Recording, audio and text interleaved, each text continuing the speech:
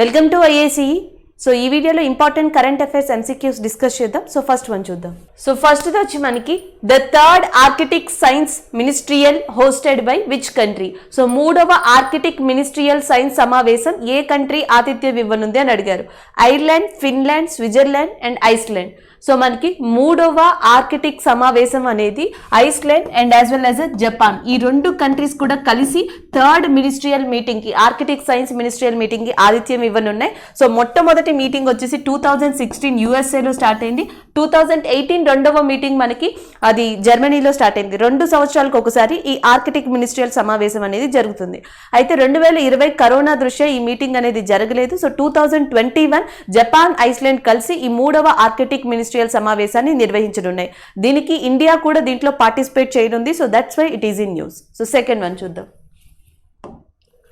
Google has launched international money transfer with Visa and Western Union Fins partnership for which country? So Wise and Western Unions అనే సంస్థలతో కలిసి మనకి ఏ country యొక్క money transfer, international money transfer కోసం Google ఒక app ని సృష్టించింది అని అడుగుతున్నారు. గూగుల్ ఏం చేసింది అంటే యుఎస్ యొక్క సిటిజన్స్ ఇంటర్నేషనల్ వైడ్ గా మనీ ట్రాన్స్ఫర్ చేసుకోవడానికి ఈజీ కోసం వైజ్ అండ్ వెస్టర్న్ యూనియన్స్ తో కలిసి ఒక ఒప్పందాన్ని కుదుర్చుకోవడం జరిగింది. ఏ సిటిజన్స్ కోసం అంటే యుఎస్ఏ.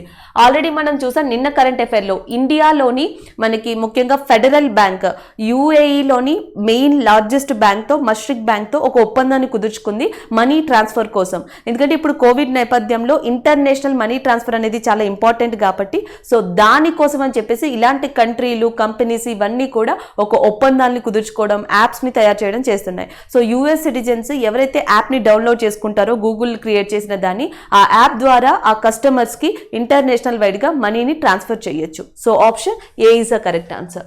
నెక్స్ట్ వన్ చూద్దాం. Which state government will hold international conference on agri-tourism on May 15th, 2021? ఈ సంవత్సరం మే 15న జరగబోయే అగ్రి టూరిజం ఇంటర్నేషనల్ కాన్ఫరెన్స్ అనేది ఏ రాష్ట్ర ప్రభుత్వం నిర్వహించబోతుంది అని అడిగారు. సో మనకి అంతర్జాతీయంగా అగ్రికల్చర్ కి సంబంధించి సో ఇంపార్టెంట్ విషయాల్ని డిస్కస్ చేసుకోవడం కోసం international conference on agri tourism ని మే 15న మహారాష్ట్ర ప్రభుత్వం నిర్వహించబోతుంది.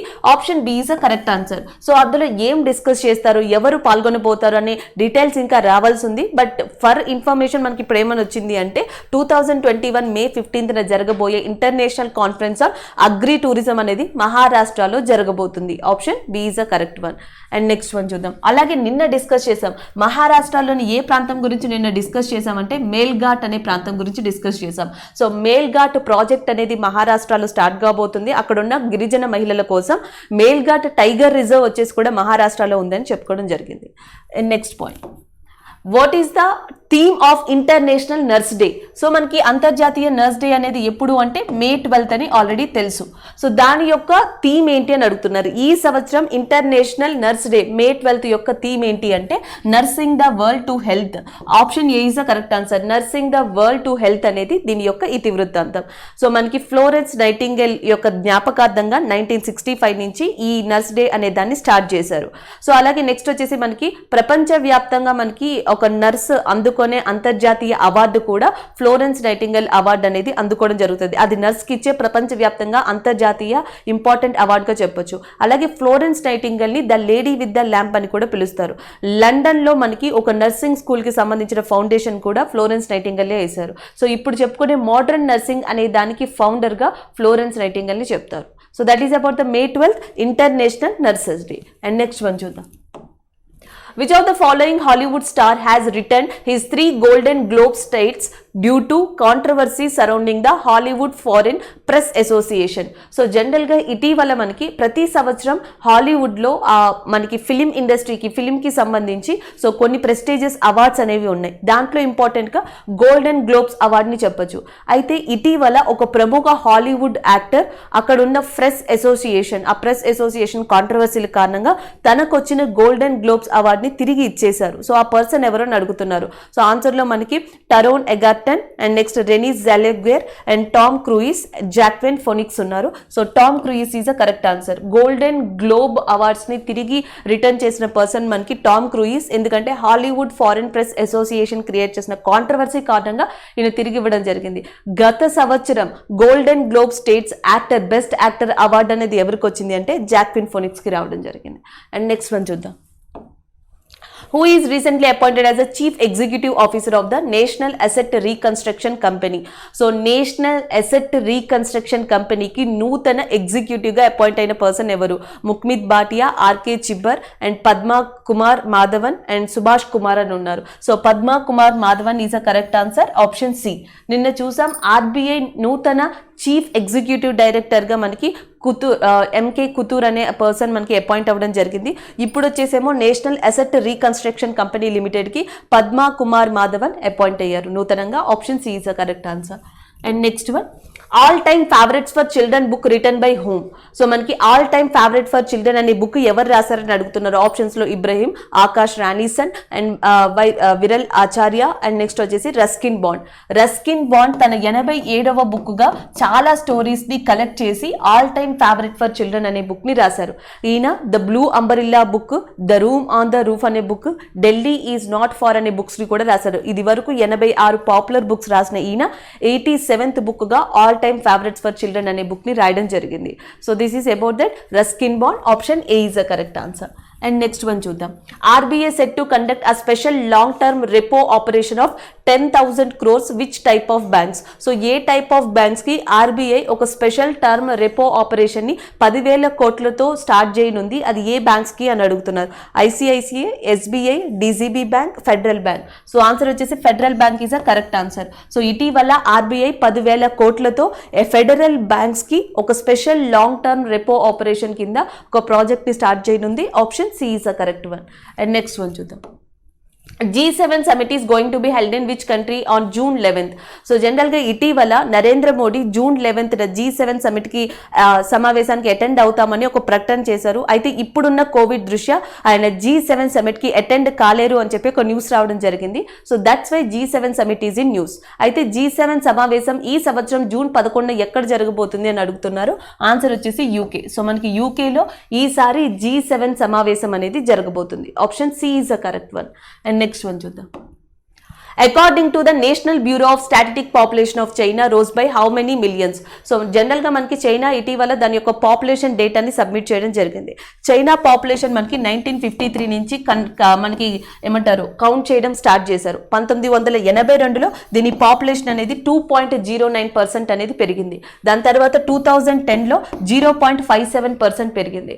2020లో 0.53% గ్రోత్ రేట్ ఉంది. అంటే ప్రీవియస్ ఇయర్స్ తో కంపేర్ చేసుకుంటే చైనా యొక్క ఇటీవల పాపులేషన్ గ్రోత్ అనేది, జనాభా అభివృద్ధి అనేది చాలా తక్కువ రేట్లో ఉంది అని చెప్పొచ్చు. అలాగే 1973 ఆ టైంలో వన్ చైల్డ్ ప్రోగ్రామ్ అనే దాన్ని స్టార్ట్ చేసి 2016లో దాన్ని ఆపేసింది చైనా. అయితే చైనా ఇచ్చిన national bureau of statistics the population of China ప్రకారం చైనా యొక్క జనాభా ఎంత అంటే 72 మిలియన్లు, option B is the correct answer.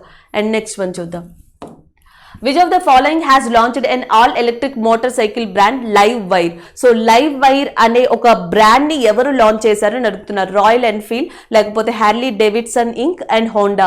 ఇటీవల హ్యార్లీ డేవిడ్సన్ ఇంక్ కంపెనీ మనకి all electric motorcycle brand LiveWire అనే దాన్ని లాంచ్ చేసింది. LiveWire ఎవరు లాంచ్ చేశారు అంటే హ్యార్లీ డేవిడ్సన్ ఇంక్ అని చెప్పి గుర్తుపెట్టుకోండి. అండ్ నెక్స్ట్ వన్ చూద్దాం. What was the profession of Shosh Narayan Singh who was passed away? Recent గా Shosh Narayan Singh health problem and due to COVID reasons వల్ల మరణించారు. ఆయన ఏ రంగానికి సంబంధించిన ఆయన అని అడుగుతున్నారు. సింగరా, పొలిటీషియనా, ఆథరా, జర్నలిస్టా అని.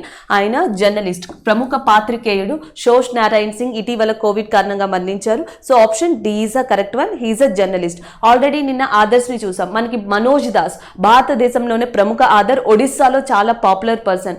ఆయన చనిపోవడం జరిగింది. ఆయన ఆథర్, రచయిత రంగానికి సంబంధించిన ఆయన పేరు మీద ఒడిశాలో మనకి మనోజ్ దాస్ ఇంటర్నేషనల్ లిటరరీ అవార్డుని కూడా ఒడిశా ప్రభుత్వం ప్రకటించడం జరిగింది. And next one, which institute has launched the mission Bharat O2. So ఇప్పుడు ఆక్సిజన్ గురించి చాలా డిపార్ట్మెంట్స్, చాలా రంగాలు తమకంటూ ఒక డిజిటల్ ప్లాట్ఫామ్ని లేకపోతే డిఫరెంట్ ప్లాట్ఫామ్స్ని, స్కీమ్స్ని, ప్రాజెక్ట్స్ని స్టార్ట్ చేస్తున్నాయి. అలాగే ఏ ఇన్స్టిట్యూట్ ఇండియాలో మిషన్ భారత్ ఆక్సిజన్ అనే దాన్ని స్టార్ట్ చేస్తుంది అని అడుగుతున్నారు.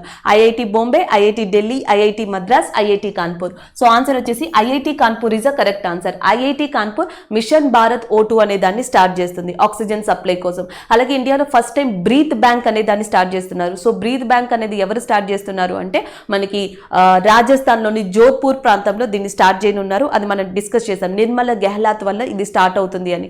అలాగే నెక్స్ట్ వచ్చేసి మనకి ట్రైన్స్ ద్వారా మెడికల్ ఆక్సిజన్ సప్లై అనేది జరుగుతుంది గ్రీన్ కారిడార్ని యూజ్ చేసి.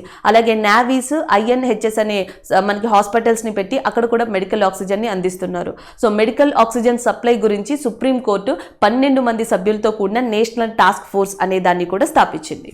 So next one, who will be honored with the Icon Award at the 2021 Billboard Music Awards. సో 2021 బిల్బోర్డ్ మ్యూజిక్ అవార్డ్ ఎవరికి దక్కింది? సో ఎవరు త్వరలో ఈ అవార్డుని అందుకోనున్నారు? ఆప్షన్స్లో Lady Gaga, Pink, Taylor Swift and Justin Bieber. So వీళ్ళు నలుగురు కూడా ప్రపంచంలో టాప్ మోస్ట్ సింగర్స్ అని చెప్పొచ్చు, హాలీవుడ్ సింగర్స్. అయితే వీళ్ళల్లో పింక్ అనే సింగర్కి 2021 బిల్బోర్డ్ మ్యూజిక్ ఐకాన్ అవార్డ్ అనేది రాబోతుంది. Option D is a correct one. And next one, Kabasura which was recently in news it is related to. So Kabasura అనేది న్యూస్లో ఉంది. దీనికి కారణం ministry of Ayush.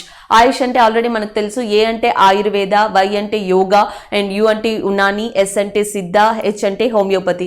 Ministry of ఆయుష్ ఈ కబాసురా అనే దాన్ని మనకి సిద్ధ అనే దాంట్లో ఇంక్లూడ్ చేసింది. సో సిద్ధ అనే దాంట్లో ఇంక్లూడ్ చేసింది కాబట్టి ఇది దేనికి సంబంధించింది? Martial art, festival, medicine, folk dance. అంటే ఇది మెడిసిన్ కి సంబంధించింది. Option A is a correct answer. So Kabasura is recently in news, it is related to the medicine and especially ministry of AYUSH దీన్ని దేంట్లో చేర్చింది అంటే సిద్ధాలో చేర్చడం జరిగింది. So option A is a correct one. Thank you.